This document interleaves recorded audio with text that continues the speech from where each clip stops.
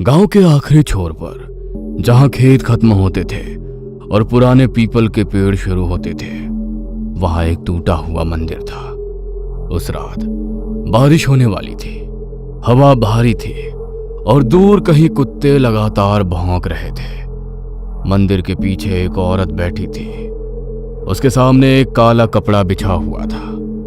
उस कपड़े पर कुछ चीजें रखी थी, राख, नींबू, लाल धागा, सरसों का तेल और कुछ बाल। वो औरत धीरे धीरे मंत्र पढ़ रही थी। उसकी आंखें बंद थीं, लेकिन चेहरे पर नफरत साफ दिखाई दे रही थी। अचानक उसने वो बाल उठाए और उन्हें काले धागे में बांधने लगी। जिस सुख ने मुझे जलाया है, अब वही सुख उसे खा जाएगा। उसने वो बंधा हुआ धागा एक छोटी पुड़िया में रखा, फिर अपने सामने रखी एक तस्वीर पर काला तेल टपकाया और अगले ही पल मंदिर के अंदर रखे दिए की लौ मशाल की तरह बड़ी होकर जली और अपने आप बुझ गई।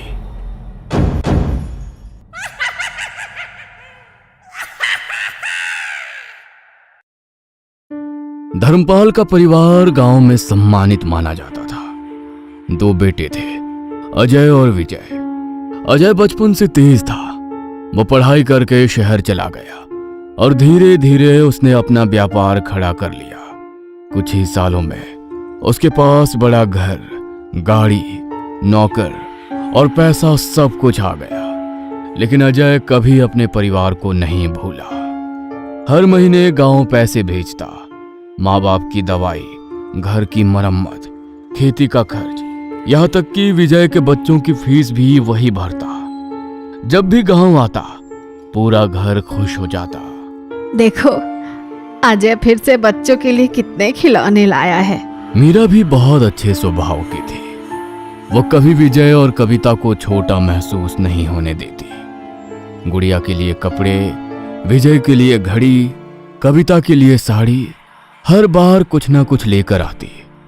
लेकिन यही चीज कविता को अंदर ही अंदर जलाने लगी। कविता जब गांव की औरतों को सुनती, अजय तो भगवान जैसा बेटा है, पूरा गांव उसी की वजह से चलता है, तो उसके चेहरे पर नकली मुस्कान आ जाती। लेकिन अंदर कुछ सड़ने लगता। उसे लगता धर्मपाल और सरोज अब विजय से ज्यादा अजय को मानते हैं। गांव वाले भी अजय के आने पर ही घर आते और सबसे ज्यादा कविता को तब चोट लगी जब एक दिन अजय ने कहा, बाबा, मैंने शहर में नया घर लिया है, आप सब मेरे साथ चलो। इतना बड़ा घर है कि सब आराम से रहेंगे। धर्मपाल और सरोज खुशी से तैयार हो गए। विजय भी खुश था, लेकिन कविता चुप थी। उस रात उसने विजय को रोका। शहर जाकर क्या करेंगे? यहाँ खेती है, बच्चों का स्कूल है और शहर के खर्चे भी तो महंगे होते हैं। पर भैया कह रहे हैं सब संभाल लेंगे। आज संभाल लेंगे, कल एहसान भी जताएंगे। विजय चुप हो गया। धीरे धीरे उसे भी लगा कि कविता शायद सही कह रही है। कुछ दिनों बाद धर्मपाल और सरोज शहर चले गए। अब रोज गांव में फोन आता और धर्मपाल खुशी खुशी बताते, अरे विजय, यहाँ तो हर कमरे में एसी है। आज अजय हमें बड़ी होटल में खाना खिलाने ले गया। मीरा तो रोज नई चीज बनाती है। कल हम मुंबई घूमने जा रहे हैं। विजय ये बातें आकर कविता को बताया और हर बार उसके चेहरे पर जलन और बढ़ जाती। अब उसे मीरा की अच्छाई भी दिखावा लगने लगी थी। वो रात में जागकर सोचती, अगर मेरे हिस्से में ये सुख नहीं तो उनके हिस्से में भी नहीं रहेगा। गांव में एक बूढ़ी औरत रहती थी। लोग कहते थे वो तंत्र मंत्र जानती है। कविता कई रात चुपके से उसके पास जाने लगी। धीरे धीरे उसने सीखना शुरू किया। बालों से वशीकरण, खाने में मिलाने वाली राख, नींबू और धागे की क्रिया और तस्वीर पर किए जाने वाला तंत्र। पहले उसे डर लगता था, लेकिन जलन इंसान से वो सब करवा देती है जो वो कभी सोच भी नहीं सकता। कुछ महीनों बाद एक दिन कविता अचानक बदली हुई दिखाई दी। उसने विजय से कहा, भैया भाभी को गांव बुलवा लो। माँ बाबा गए तब से वो यहाँ आए ही नहीं। विजय खुश हो गया। उसे लगा आखिरकार कविता का मन बदल गया। लेकिन उसे क्या पता था उसकी पत्नी के मन में क्या चल रहा है। अजय और मीरा गांव आए, पूरा घर खुश था। कविता भी नकली मुस्कान के साथ उनकी सेवा कर रही थी, लेकिन रात होते ही वो बदल जाती। एक रात जब सब सो गए, वो धीरे से अजय के कमरे में गई। उसने सोते हुए अजय के सिर से कुछ बाल काटे, फिर उसके बटुए में एक छोटी पुड़िया रख दी। अगले दिन उसने अजय के खाने में राख मिलाई और मुस्कुराते हुए खाना परोसा। भैया, आपके लिए खास खीर बनाई है। अजय मुस्कुराकर खाने लगा और कविता चुपचाप उसे देखती रही। उसकी आंखों में अब इंसानी भाव नहीं बचे थे। इस बात की घर में किसी को कोई खबर नहीं थी। कुछ दिन गांव में बिताने के बाद अजय वापस शहर लौट गया। शुरुआत के 2-3 दिन सब सामान्य रहा, फिर धीरे धीरे सब बदलने लगा। पहले छोटे छोटे झगड़े शुरू हुए, कभी मीरा से बहस तो कभी माता पिता से अनबन। अजय खुद समझ नहीं पा रहा था कि उसे इतनी जल्दी गुस्सा क्यों आने लगा है। एक रात मीरा ने उससे कहा, आप बहुत तनाव में रहने लगे हो, थोड़ा आराम कर लो।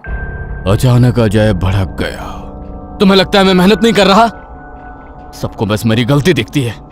मीरा चुप रह गई। धर्मपाल और सरोज ने पहली बार अजय को इस तरह टूटते देखा था, लेकिन असली डर अभी शुरू हुआ था। कुछ ही हफ्तों में अजय का व्यापार डगमगाने लगा। जो कस्टमर सालों से उसके साथ थे, अचानक काम रद्द करने लगे। किसी का पेमेंट अटक गया, किसी का माल वापस आ गया। एक बड़ा कॉन्ट्रैक्ट जो लगभग पक्का हो चुका था, आखिरी समय पर टूट गया। बिजनेस पार्टनर भी अब उस पर शक करने लगे। अब अजय, तुम्हारे फैसले अब पहले जैसे नहीं रहे। तुम हर काम बिगाड़ रहे हो। अजय पूरी रात फाइलों के सामने बैठा रहता, लेकिन उसका दिमाग जैसे काम करना बंद कर चुका था। कई बार उसे लगता जैसे कोई उसके कान में फुसफुसा रहा हो। रात में अचानक उसकी नींद खुल जाती और उसे लगता कमरे में कोई खड़ा है। उसकी अलमारी के पास कोई काली परछाई खड़ी थी। अजय घबरा कर उठा, लाइट जलाई, लेकिन वहां कोई नहीं था। धीरे धीरे घर की हालत खराब होने लगी। लोन की किश्तें रुकने लगी, नौकर चले गए, बैंक से फोन आने लगे। एक दिन मीरा ने डरते हुए पूछा, अगर अगले महीने भी पेमेंट नहीं हुआ तो क्या हमें घर छोड़ना पड़ेगा? अजय ने कोई जवाब नहीं दिया, क्योंकि उसे खुद भी यही डर सताने लगा था। धर्मपाल और सरोज रोज गांव फोन करके विजय को सारी बातें बताने लगे। पता नहीं क्या हो गया है अजय को, काम कम होता जा रहा है, घर में हर वक्त तनाव रहता है। अगर ऐसे ही चलता रहा तो शायद घर भी बेचना पड़े।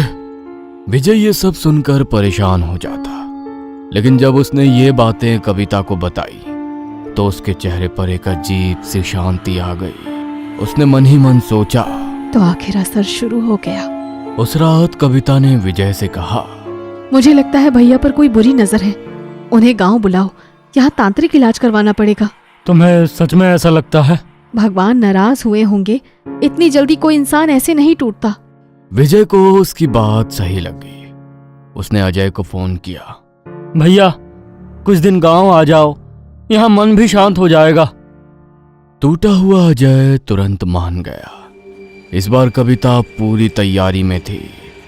रात को जब सब सो जाते, वो चुपके से मंदिर के पीछे जाती, काला कपड़ा बिछाती, अजय की तस्वीर रखती और उसके ऊपर सरसों का तेल टपकाती। फिर उसके पुराने बाल और बटुए से निकाला गया कागज एक काले धागे में बांधती और धीरे धीरे मंत्र पढ़ती। इसका भाग्य ऊंचा है, वो नीचे गिरे। इसका घर रोशन है, उसका दीप बुझ जाए। हर रात के बाद अजय और कमजोर होने लगा। गांव से शहर लौटते ही वो बुरी तरह बीमार पड़ गया। उसे तेज बुखार रहने लगा। डॉक्टरों को कुछ समझ नहीं आ रहा था। रिपोर्ट नॉर्मल थी, लेकिन अजय की हालत बिगड़ती जा रही थी। वो रात में अचानक उठकर बैठ जाता और खाली दीवार को घूरने लगता। एक रात मीरा ने उसे नींद में बोलते हुए सुना, मुझे मत बुलाओ, मैंने क्या बिगाड़ा है तुम्हारा? मुझे मत बुलाओ, मैंने क्या बिगाड़ा है तुम्हारा? मीरा डर गई। अब सरोज को कुछ अजीब लगने लगा था। उन्होंने गौर किया, अजय की हालत हर बार गांव से लौटने के बाद ही बिगड़ती है। पहले व्यापार, अब तबीयत। एक दिन उन्होंने विजय को फोन किया। सच सच बता, गांव में तुम लोग क्या कर रहे हो? क्या मतलब माँ? पिछली बार गांव आया तो उसका काम बिगड़ा, इस बार आया तो उसकी तबीयत खराब हो गई। विजय खुद डर गया। उसे समझ नहीं आ रहा था आखिर क्या हो रहा है। उसने सारी बातें आकर कविता को बताई। कविता का चेहरा एक पल के लिए उतर गया। पहली बार उसे डर महसूस हुआ, क्योंकि अब शक शुरू हो चुका था। सरोज की बातें सुनकर कविता अंदर से हिल गई थी। उसे समझ आ गया था कि अब बात सिर्फ बीमारी और नुकसान तक नहीं रही, अब शक उस तक पहुंचने लगा है। उसने उसी वक्त सरोज को फोन लगाया। फोन उठते ही उसकी आवाज गुस्से से कांप रही थी। अगर आपको गांव नहीं आना तो मत आइए, लेकिन मेरे और मेरे पति पर ऐसे इल्जाम मत लगाइए। मैंने किसी का नाम नहीं लिया कविता, पर इशारा तो हमारी तरफ ही था ना। हम क्या अपने ही परिवार को बर्बाद करेंगे? सरोज कुछ पल चुप रही। उसके दिमाग में पुरानी बातें घूमने लगी। कविता की माँ हंसिका, गांव में लोग उसके बारे में क्या क्या बातें करते थे। कहते थे उसे तंत्र मंत्र आता था। उसने अपने ससुराल के लोगों को धीरे धीरे अपने वश में कर लिया था। फिर एक एक करके उनकी जमीन, दुकान और संपत्ति सब उसके नाम हो गई। लेकिन हंसिका की सबसे खतरनाक बात यह थी कि बाहर के लोगों के सामने वो बहुत अच्छी और सीधी औरत बनकर रहती थी। सरोज भी उसकी मीठी बातों में आ गई थी और बिना ज्यादा सोचे उसकी बेटी कविता की शादी विजय से करवा दी थी। अब उसे अपनी वही गलती याद आ रही थी। उस रात सरोज ने फैसला कर लिया, वो अजय को फिर गांव लेकर जाएगी, लेकिन इस बार सीधे मंदिर। उसने धर्मपाल को सारी बात बताई। मुझे कुछ ठीक नहीं लग रहा।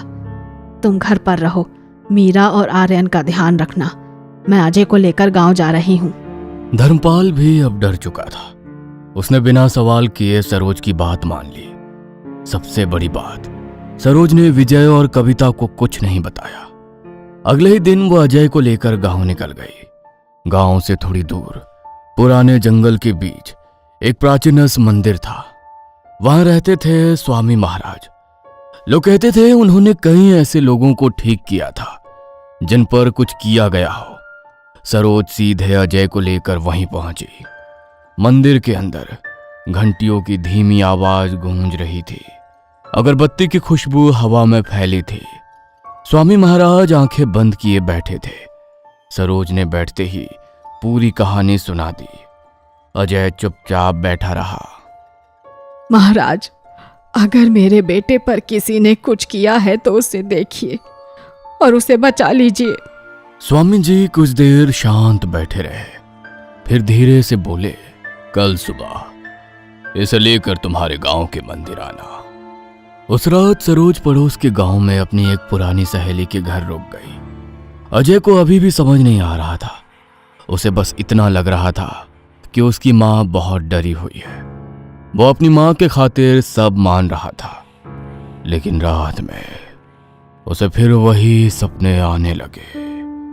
एक काली परछाई जो उसके कान में फुसफुसा रही थी, तो बच नहीं पाएगा। अजय अचानक पसीने से भीगा उठ बैठा। अगली सुबह दोनों मंदिर पहुंचे। अजय मंदिर की सीढ़ियों तक गया, लेकिन जैसे ही अंदर भगवान की मूर्ति देखी, उसके कदम रुक गए। उसका चेहरा अचानक बदलने लगा। मां, मुझे अंदर नहीं जाना, चलो यहां से। सरोज का दिल धड़क उठा। ये वही अजय था जो रोज पूजा किए बिना घर से नहीं निकलता था। आज वो भगवान से मुंह फेर रहा था। सरोज ने तुरंत स्वामी जी को आवाज लगाई।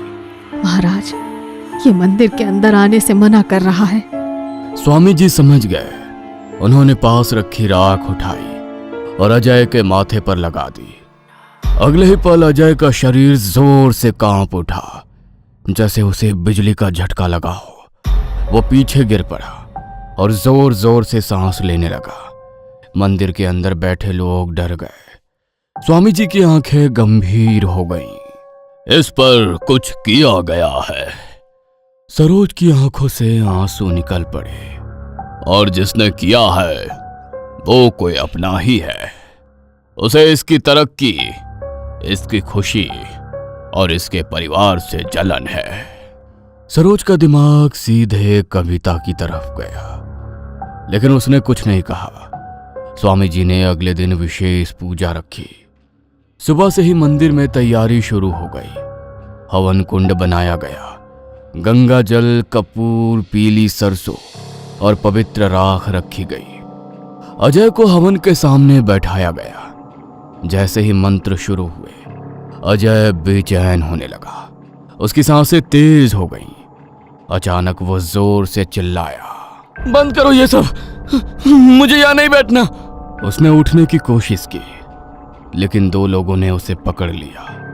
कुछ देर बाद वो अचानक हवन कुंड की तरफ झपटा, जैसे आग बुझाना चाहता हो। उसने कई बार हवन की लकड़ियां उठाकर फेंकने की कोशिश की। उसकी आंखें लाल हो चुकी थीं और वो भारी आवाज में गुर्राने लगा था। मंदिर में मंत्रों की आवाज लगातार गूंज रही थी। हवन की आग अब तेज हो चुकी थी। अजय जमीन पर बैठा बुरी तरह कांप रहा था। कभी वो चीखता, कभी हंसने लगता और कभी अचानक रोने लगता। मंदिर में बैठे लोग डर चुके थे। स्वामी महाराज लगातार मंत्र पढ़ रहे थे। उनकी आवाज भारी होती जा रही थी।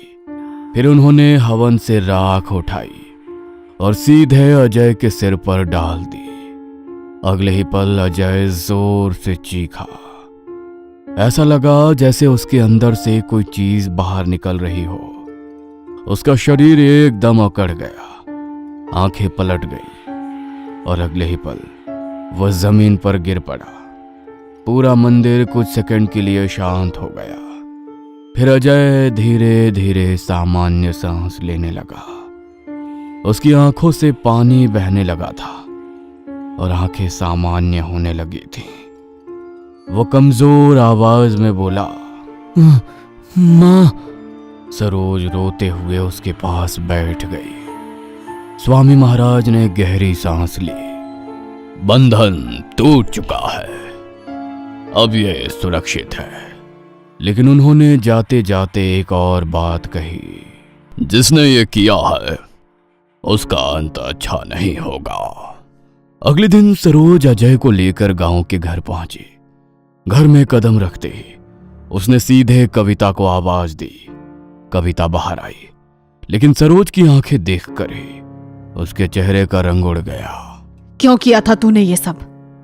क्या बिगाड़ा था अजय ने तेरा? कविता तुरंत मुकर गई। मैंने कुछ नहीं किया, आप लोग मुझे फंसा रहे हो। लेकिन इस बार विजय भी वहां खड़ा था। उसके चेहरे पर गुस्सा साफ दिख रहा था। वो धीरे धीरे कविता के पास आया। गुड़िया की कसम खाकर बोल, सच क्या है? यह सुनते ही कविता के आंखों में डर उतर आया। कुछ पल तक वो चुप रही। फिर उसकी आंखों से आंसू निकलने लगे और आखिरकार वो टूट गई। हाँ, मैंने किया। मुझे जलन होती थी। सब अजय भैया की तारीफ करते थे, माँ बाबा पूरा गांव भी। मैं नहीं सह पाई। आप सब लोग जैसे विजय को भूल ही गए। क्या सिर्फ अजय ही आपका बेटा है और विजय जैसे कोई नहीं? फिर उसने सब बता दिया। कैसे उसने तंत्र सीखा, कैसे उसने बाल लिए, कैसे खाने में राख मिलाई और कैसे रात भर क्रियाएं की और कैसे वो अजय को बर्बाद होते देख खुश होती रही। घर में सन्नाटा फैल गया। विजय की आंखों में आंसू आ गए। उसे यकीन नहीं हो रहा था कि जिस औरत के साथ उसने पूरी जिंदगी बिताई वह इतनी गिर सकती है। अचानक विजय पागलों की तरह रसोई की तरफ भागा। उसने दराज से चाकू निकाला और सीधे कविता की तरफ बढ़ा। तूने मेरी भाई की जिंदगी बर्बाद कर दी। मैं तुझे जिंदा नहीं छोड़ूंगा। कविता डर कर पीछे हटने लगी। तभी अजय ने दौड़कर विजय को पकड़ लिया। नहीं विजय, बस कर, और पाप मत कर। विजय फूट फूट कर रोने लगा। उस दिन उसका परिवार पूरी तरह टूट चुका था। उसके बाद विजय ने फैसला कर लिया वो कविता के साथ नहीं रहेगा। वो गुड़िया को लेकर अजय और सरोज के साथ शहर चला गया। कविता उस पुराने गांव वाले घर में अकेली रह गई। अब ना कोई उससे बात करता था, ना कोई उसके घर आता था। रात होते ही उसे वही आवाजें सुनाई देती जो वो क्रियाओं के वक्त सुना करती थी। कभी उसे लगता कोई आंगन में चल रहा है, कभी उसके कमरे में काले साए खड़े दिखाई देते, और कई रात उसे ऐसा लगता जैसे कोई उसके कान में फुसफुसा रहा हो, अब तेरी बारी है। कुछ ही दिनों में गांव वालों ने उसके घर से बदबू आने की शिकायत की। जब दरवाजा तोड़ा गया तो कविता अंदर मृत मिली। उसके सामने वही काला कपड़ा पड़ा था और उसके ऊपर जला हुआ नींबू। गांव में आज भी लोग कहते हैं जिस घर में लालच और काला जादू साथ आ जाए वहां इंसान नहीं बचते, सिर्फ बर्बादी बचती है।